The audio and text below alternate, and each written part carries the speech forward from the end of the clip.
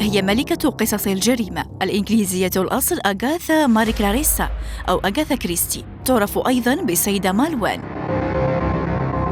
ولدت عام 1890 ببريطانيا، تعد أعظم مؤلفة روايات جرائم في التاريخ، حيث بيعت أكثر من 1,000,000 نسخة من رواياتها التي ترجمت لأكثر من 103 لغات.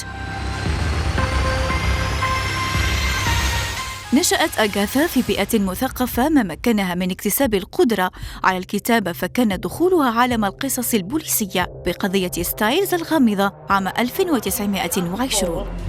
You killed Father Gorman.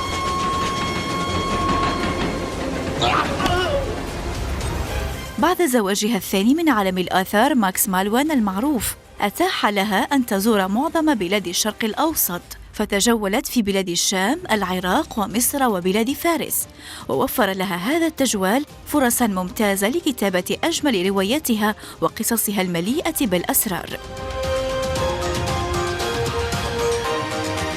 ومثلما ابتكر آرثر كونان دويل شخصية شارلوك هولمز وزميله الدكتور واتسون، كذلك نحتت أغاثا كريستي شخصية المفتش هيركيول بوارو والكولونيل برايس وميس جين ماربل.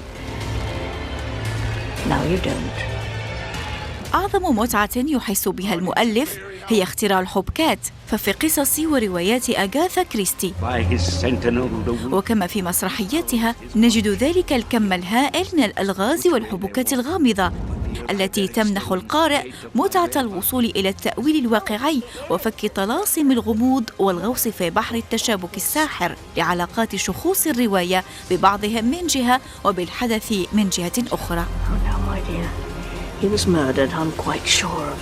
على مر العقود كانت وما تزال أغاثا كريستي ملكة الغموض والجريمة ومغزل خيوط القصص المعقدة أحدثها.